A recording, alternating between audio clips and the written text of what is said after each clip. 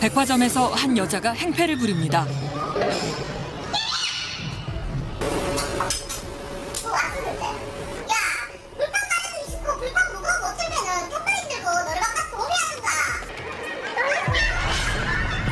직원들을 향해 폭행까지 행사하는 막무가내 갑질 손님들.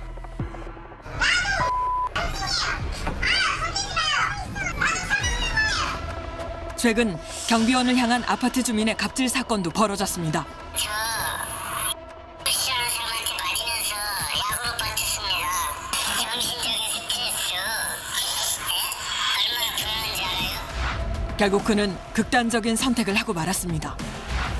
그런데 한 주민이 택배기사 형제에게 폭행을 가한 주민 갑질 사건이 또 터졌습니다. 과연 주민이면 또 손님이면 이래도 되는 걸까요? 손님이 왕, 갑질의 천태만상을 들여다봅니다. 고객의 갑질로 결국 파산하게 됐다는 제보. KBS의 제보자들 팀에서 나왔습니다. 안녕하세요. 네. 웨딩업체를 운영했었다는 남자, 어떤 사연일까요? 무슨 일이 있어서 이렇게 힘드신지요? 제가 영업한 지 10년이 되던 해에 2018년 정도 될 것 같아요. 예. 전 재산을 털어서 리모델링을 새로 했어요. 그래서 리모델링이 끝나고 영업을 시작하는 날 인터넷이 골뱅이 웨딩 클럽 형편없다는 글로 완전 다 도배가 된 거예요. 어느 날 유명 인터넷 카페 4곳에 올라온 고객의 불만 후기가 문제의 시작이었답니다. 이틀에 걸쳐서 1, 2, 3, 4 이렇게 정확히 나갔어요. 이거는 그 카페 규모에 30만 원이 있는 카페에 올린 거예요. 최초 게시물 덕분에 여기서부터 여기까지예요. 소책자 분량이에요. 소책자 분량. 이만큼이에요.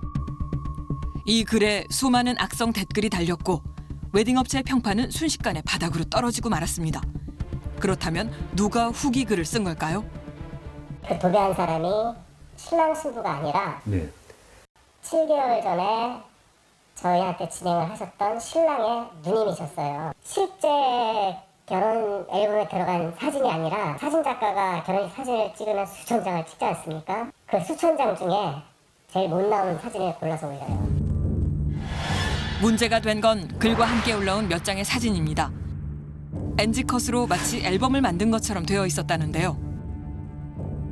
앨범에 들어간 실제 사진 보세요. 사진이 못 나온 사진인지 대한민국의 어떤 작가들한테도 이 사진을 물어보세요. 이게 잘못 나온 사진인지. 이게 표정컷이죠. 신랑 누나는 올린 거랑 비교해보세요. 실제 앨범에 실린 사진은 문제가 없어 보입니다.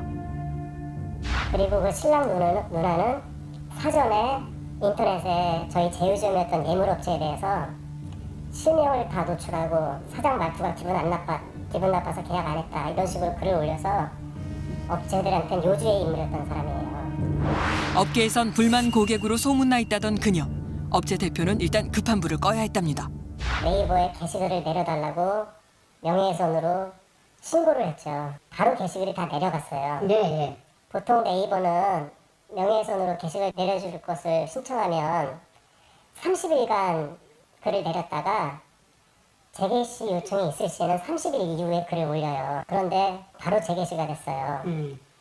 그런데 신랑 누나가 카톡을 보냈어요. 5분 만에 다시 게시되던데요. 크크크 이렇게. 다시 올라온 문제 글. 이번에는 다른 조치를 취했습니다. 글이 재개시가 돼서 저희 직원들이 1페이지에서 게시글 순위를 밀어내려고 네이버 카페에 글을 올려서 글들이 다 내려가 2페이지로 밀렸죠. 근데 신랑 누나에게 다시 카톡이 와요. 게시글 다 삭제됐다. 카페 운영자에게 신고해서 다 삭제시켰다. 계속해봐라. 계속 신고한다. 지켜보고 있다.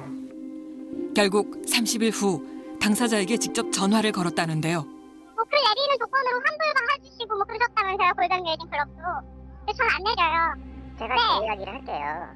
네, 말씀하세요. 저는 말씀드릴 의향은 충분히 있고 제가 11월에 차례 사장님이랑 메일 주고 받을 때만 해도 저는 사장님한테 진정한 피드백을 그래도 어느 정도 기대를 하고 메일을 제가 장문으로 보냈던 건데 저는 기다릴 만큼 기다렸다가 쓴 거였거든요.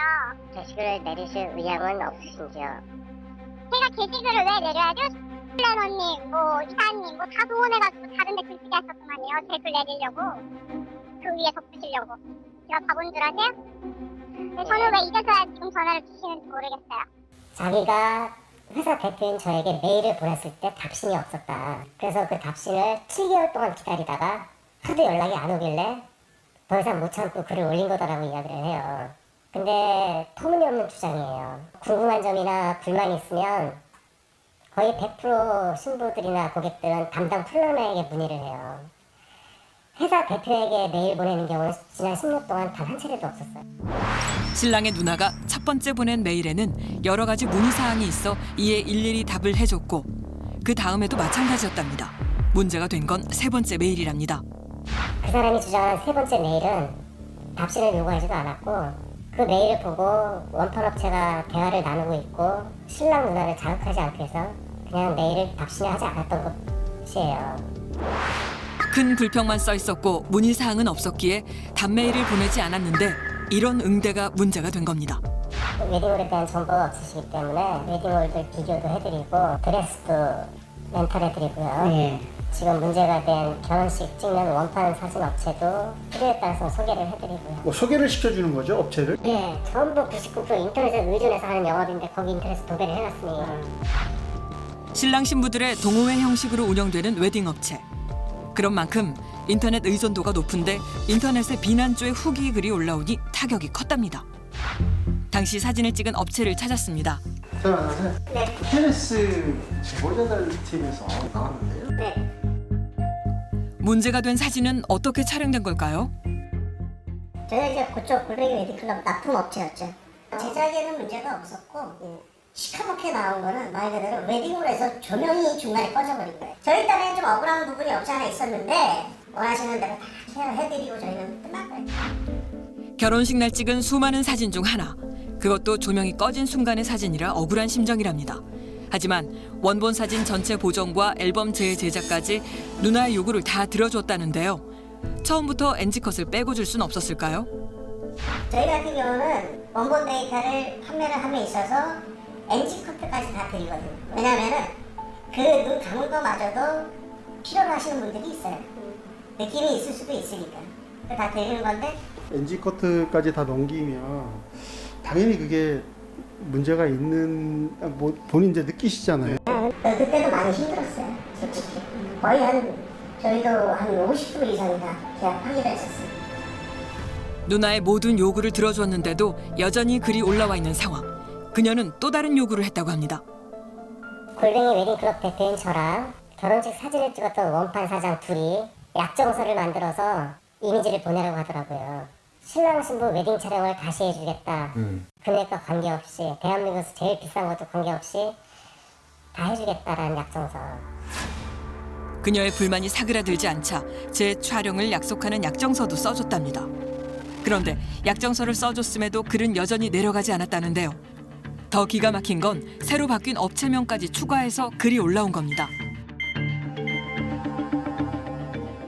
왜 그러셨나요? 라고 카톡을 보냈어요. 그랬더니 어디다 대고 아침부터 피자한테 윽박을 지르냐. 그런 마인드로 직원들 통솔은 되느냐. 하루도 못 참는 사람이 무슨 사업을 하느냐.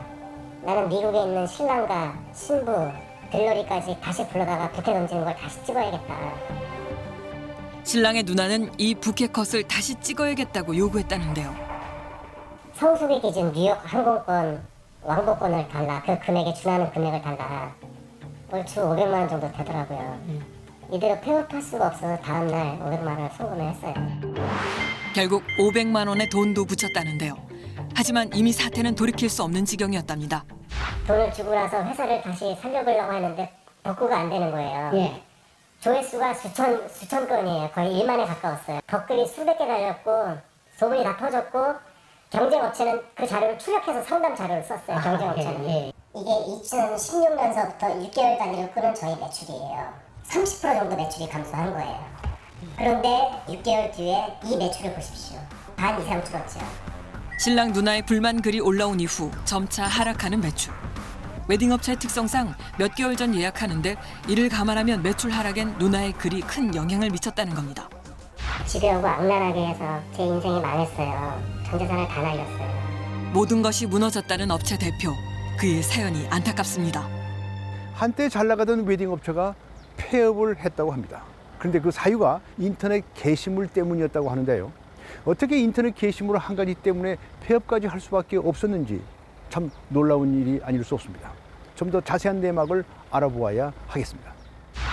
웨딩 업체가 있던 곳을 찾았습니다.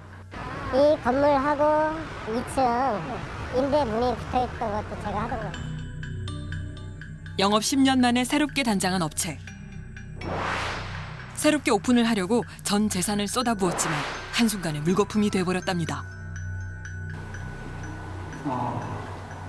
이게 좀 몇 평입니까? 100평. 저쪽 맨 끝엔 메이크업실, 여긴 대기실. 여기 뭐 전혀 흔적이 안 보이네요. 원산복구 다 하신 거죠. 원산목을 다 해줬어요. 새롭게 오픈하는 날 올라온 신랑 누나의 글. 그 뒤 예약 문의는 사라졌고 결국 2년 만에 폐업까지 이른 것이랍니다. 정말 게시글 하나로 이렇게 폐업까지 할 수 있는 걸까요? 다른 업체에게 업계 사정을 물어봤습니다. 700건, 800건씩 하는 샵이었고 1년에? 네, 10년이 넘었죠? 그렇게 이제 잘 나갈 때는 나갔었고 뭐 링크를 많거든 샵이었죠. 이번에 세상에 그런 글이 상당하게 그러면 피해? 의뢰가 아웃이죠. 심지어 거기는 이제 댓글 하나만 이렇게 막 해도 이걸 막 계속 건져요 애들이.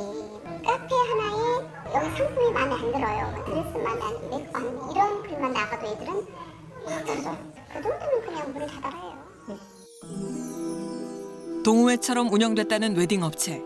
동호회 회원 한 사람을 만났습니다. 지금 회원으로 계세요, 여기? 예, 회원님. 2009년 초부터 이제 거기 다니기 시작을 했어요.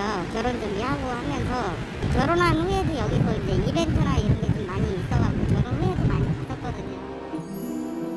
웨딩 업체를 중심으로 회원들은 활발하게 교류를 해왔다는데요.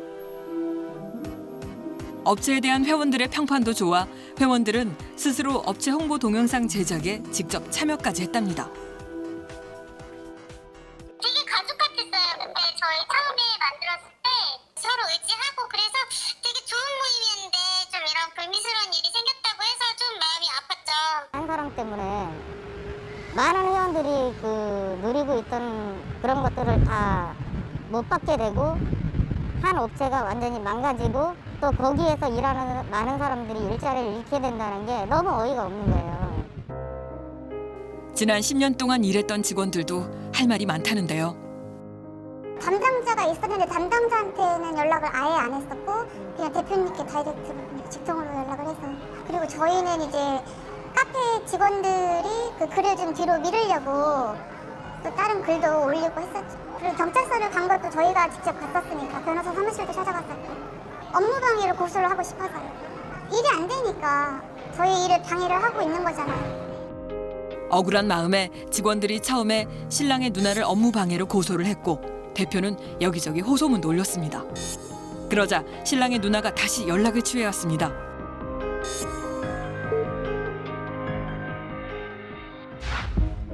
과연 신랑의 누나 입장은 무엇일까요? 그녀를 만나봐야겠습니다.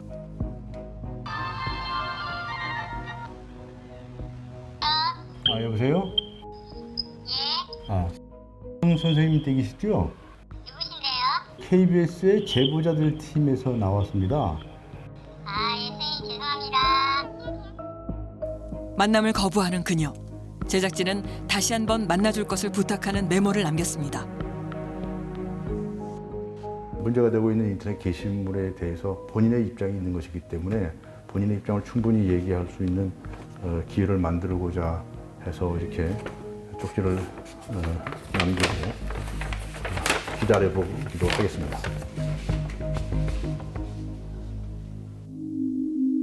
며칠 후 신랑의 누나 측에서 제작진을 만나겠다는 연락이 왔습니다. 대체 그녀의 입장은 무엇일까요? 김봉수 대표께서 너무 악의적인 허위 사실에 근거한 명예훼손 부분이 너무 많습니다. 7개월이 지나서야 후기글을 올린 것이 아니라 저희 측 입장에서 보면 7개월 동안 문제를 해결해 주십사 하고 기다린 것입니다. 김봉수 대표님께서는 아무런 답변을 주지 않으셨습니다. 메일을 보내고 답변을 기다렸는데 아무런 답이 없자 후기글을 올린 것이랍니다. 김봉수 대표님은 모든 사진들이 NG컷으로만 이루어졌다고 주장하고 있습니다. 그런데 저희는 분명히 말씀드릴 수 있는데 앨범에 들어간 사진을 가공 단계별로 설명을 달아 게시했습니다. 일부러 NG컷을 골라 올린 것이 아닌 보는 이의 이해를 돕기 위해 가공 단계별로 올렸을 뿐이랍니다. 아내가 그랬을 목적은 피해가 있을 경우 저희 사례와 마찬가지로 되돌릴 수가 없거든요. 이런 것들을 고려해서 소비자들에게 도움을 드리고자 글을 작성한 것이지 보상을 얘기하겠다, 망하게 해야겠다 이런 의도는 없었습니다. 골뱅이 대표는 2달간 글이 올라왔다고 하는데 30일간 게시글이 내려갔고 그 이후 다시 글이 게시된 겁니다. 두 회사를 같은 회사로 보고 같이 넣은 것이지 별다른 의미는 없습니다. 합의 이후 글이 검색이 안 되도록 9월 13일에 조치를 했어요. 약정서와 합의금을 받은 후 글이 안 보이게 조치를 했습니다. 그 이후 골뱅이 대표는 죽겠다는 암시의 문자를 보내기도 했어요. 그 글로 인해서 지금 저희 아내는 당연하고요. 가족들이 받는 피해가 엄청납니다. 악플이 엄청나게 달리죠. 뭐 이년이 있냐, 악마 같은 온갖 욕설이 다 달립니다. 이런 취급을 받아야 하는 것인지에 대해서 굉장히 기본적인 안전에 대해서 걱정을 하고 있습니다. 자신들도 엄청난 피해를 보고 있다는데요. 현재 신랑의 누나와 업체 대표는 서로의 억울함을 가리기 위해 법적 다툼을 이어가고 있습니다. 그 사이 이번에는 아마추어 복싱 선수 출신인 한 주민에게 택배기사 형제가 폭행을 당한 주민 갑질 사건이 발생했는데요. 사건의 내막을 알아봐야겠습니다. 택배기사 폭행 때문에 여쭤보려고. 뺨으로 또 때렸다가 주먹으로 때렸다가 10층에서 만나면 샌드백 치는 줄 알았어요. 일반적으로 그랬어요. 일반적으로. 너무 여유롭게 그렇게 했어요. 사건은 지난 5월 7일 아침 발생했습니다. 택배기사 형제에게 한 주민이 다가가 다짜고짜 때리는데 경비원이 말려도 소용없습니다.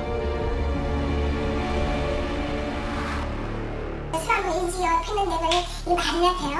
어떻게 개패를 습해. 우리 아저씨 나왔을 때도 때리고 지들이 도망이라도 가지. 난 너무 안타까운 거야. 그냥 막고 있으니까. 그 물건이 있어서 그거 지키느냐고 지들이 먹고만 이랬더니 나중에 소문 들으니까 형제라. 팬이 도망가면 동생이 맞으니까 하나씩 붙잡고 그렇게 했어요. 택배 일을 하던 두 형제를 향한 무차별한 공격. 형을 돕던 동생까지 다쳐 안타까움을 더했습니다. 그날의 사건은 어떻게 발생한 걸까요? 몇 날 며칠을 저를 계속 괴롭히잖아요. 지금 일도 못하게 하고 방해하고 계속. 당일날 뿐만이 아니라 4월달부터 계속 저를 주시하고 계획적으로 나를 오면 괴롭히고 계속 나타나고 방해하고 나타나고 방해하고. 그때도 오니까 또 나타나 있더라고요. 제 차 뒤에. 괴롭힘은 그날 처음 있었던 것이 아니랍니다. 지난 4월부터 계속 괴롭혔다는 가해자. 뭐 때문에 그렇게 괴롭힌 거예요? 마스크죠 뭐 마스크. 마스크 안 썼다고? 계속 그걸로 괴롭히는 거예요. 당일날 폭행 사건 때는 나는 마스크를 썼는데 정작 당사자는 쓰지도 않았고. 평소의 괴롭힘이 이날 폭발했습니다. 가해자의 무차별한 폭행으로 형은 갈비뼈에 금이 가고 눈 또한 다쳤습니다. 동생은 코뼈가 부러지는 등의 부상을 당해 무려 2시간 넘게 수술을 받았다는데요. 지금 퇴원해서 지금 오늘도 병원 한 차례 더 갔다 왔어요. 동생분도 퇴원하셨어요? 일적인 부분 때문에도 어쩔 수 없고 제 일이니까. 갈비뼈가 이렇게 아프신데 퇴원해도 괜찮은 상태인가요? 지금 서로 지금 누워있어서 아파서 그러고 있네요 지금. 너무 지치고 알죠. 주민들은 어떤 마음일까요? 동생이 태어난 이유가 병원비가 1,300만 원이 나왔대요. 돈이 없어가지고 퇴원을 일찍 했대요. 어쩔 수 없이. 택배기사는 20대 초반부터 했다고 저는 들었어요. 실현을 했는데 뭐 평판이 줄지 몰랐어요. 이거는 보니까 너무 잘나고 열심히 살았고. 그러니까 주민들이 들고 일어나죠. 택배기사 형제의 안타까운 사연에 주민들은 가해자를 엄벌에 처해달라고 탄원서를 냈습니다. 그 사람이 이게 처벌도 안 받고 아직 조사도 안 하는데 돌아다니니까 우리는 무섭잖아요. 어제 할머니도 여기 오셔가지고 자기 할아버지 다니다가 한마디 하실 수 있잖아. 그러면 그놈이 저렇게 할 수 있잖아. 이렇게 돌아서 때린 거지. 이거는 정신 아니잖아요. 주민들 또한 불안감을 호소하는데요. 그렇다면 경찰 조사는 어떻게 이루어지고 있는 걸까요? 지금 수사 진행 중이라서 못 내겠죠. 해당 팀하고 과장님하고만 하니까 저희는 지금 뭐 언론의 취재에 대해서 지금 말씀드릴 수 있는 부분이 없어요. 그런데 취재 도중 누군가 다가옵니다. 집에 있으면 잠깐 인터뷰 좀 해도 될까요? 혹시 벌어진 사건 때문에 그런데. 아, 혹시 당사자? 네. 그는 바로 이 사건의 가해자인데요. 자신도 할 말이 많답니다. 4월 28일 날 마스크를 한 달간 쓰질 않더라고요. 어떤 기사님이. 딱 한마디 했습니다. 정말 딱 한마디. 마스크 좀 쓰시면 안 될까요? 근데 이제 상사의 지시가 짜증나는지 갑자기 저한테 네가 그럼 사줘 마스크. 그분께서? 네, 갑자기. 저도 굉장히 당황했어요. 그래서 어디다 대고 화풀이야. 마스크 쓰라는 게 죄냐고요. 막 이랬거든요. 그러다가 그 택배기사가 제 몸에 침을 탁 뱉는 거예요. 아, 침을 뱉었어? 침을 뱉었어요. 여기다가. 택배기사가 뱉은 침이 자신에게 튀었다는 가해자. 그래서 이번 사건이 벌어졌다는 걸까요? 코로나에 안 그래도 코로나인데 화가 나서 잠을 못 자겠더라고요. 밥도 먹고 싶지도 않고 네. 침을 나한테 뱉었다는 거에 대해서 수치심? 굴욕감이 엄청나더라고요. 침을 뱉은 일 때문에 택배기사를 오지 못하게 하고 싶어 국민신문고 등에 자신의 심정과 시정 조치를 원하는 글도 올렸답니다. 고객센터에 신고한 동생한테 막 그러더라고요. 아, 뭐야, 생겼네 막 이러는 거 저보고 옆에 새로 데려온 애가 막 이렇게 몸에 막 들이대더라고요. 싸우려고. 저는 복싱 선수도 아니고 갑자기 저를 계속 밀어요. 계속. 흔들먹거리도 안 되는 뭐야. 그러다가 제 주먹이 나간 거예요. 먼저 몸으로 민 것은 택배기사 형제이고 자신은 그런 태도에 어쩔 수 없이 반응을 했다는데 그의 주장에 대해 피해자는 어떤 입장일까요? 그 침 얘기는 뭔가요? 말도 안 되는 거 자꾸 얘기하는 거 진짜 할 말이 없어요. 상식적으로 뭘 뱉고 뭘 하겠어요. 본인한테 팀이 많이 튀었다라고 본인은 얘기를 했다라고 얘기를 하더라고요. 그런 적 없습니다. 모든 게 다 지금 신빙성 없잖아요. 어차피 그냥 자기 하고 싶은 대로 말하고 싶은 대로 그냥 내비두는 거예요. 지금 일단은. 그렇다면 가해자의 현재 입장을 들어보았습니다.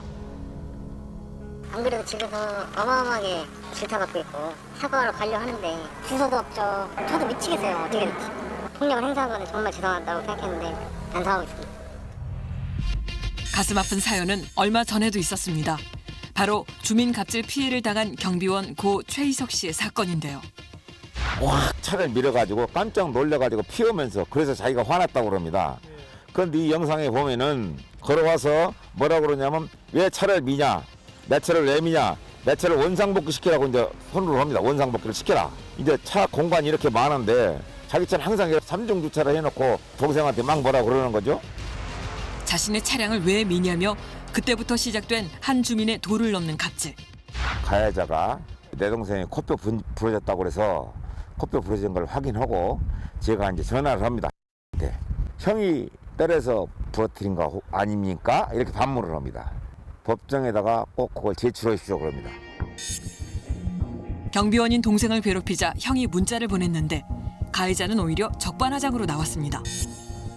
모든 가해 사실을 부인하고 오히려 경비원 최 씨의 코뼈가 부러진 것은 형이 때린 것이라며 뒤집어 씌우기까지 한 것입니다. 그리고 협박 등의 혐의로 자신도 대응하겠다고 나선 것입니다. 이것뿐만이 아닙니다. 가짜 진단서를 2019년도에 서울병원에서 자기가 교통사고로 장애 진단 받은 진단서를 최유석이한테 맞은 것처럼 해가지고 2천만 원을 준비하라고 또 이제 협박을 합니다. 그리고 가짜 상해 진단서와 장애 진단서로 경비원 최 씨를 압박했습니다. 억울한 심정과 합의금 걱정에 절망감을 느꼈던 경비원 최 씨. 그는 죽기 전 이런 억울한 심정을 남겼는데요. 저 싫어하는 사람한테 맞으면서 약으로 버텼습니다. 그렇게 힘들어도 저 약 먹어가며 일했습니다. 정신적인 스트레스 얼마나 불안한지 알아요? 그 얼굴 봐보세요. 우락부락 생겨가지고요. 얼마나 공포에 떨었겠습니까? 엄마 도와줘서 고마워요. 정말 감사합니다. 내 저승 가서라도 꼭 그 은혜 갚겠습니다. 평소 밝고 성실하게 일했던 그는 이제 고인이 되었습니다. 주민 갑질에 못 견뎌 결국 극단적인 선택을 하고 만 것인데요.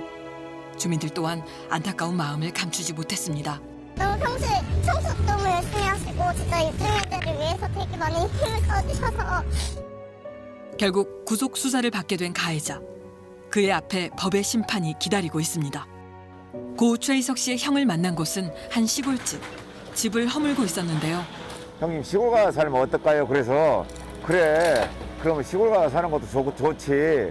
그래가면서 이걸 마련한 거죠. 같이 상의를 해가지고요. 나중에 함께 살자던 꿈은 이젠 이 집처럼 허물어져 버렸습니다. 너무도 큰 동생의 빈자리. 지금까지 지켜지도 못해서 내 동생한테 미안하고 이제 갑질 없는 세상 좋은 데 가서 편히 쉬었으면 하는 마음이다. 형으로서 정말 못 지켜줘서 정말 미안하다.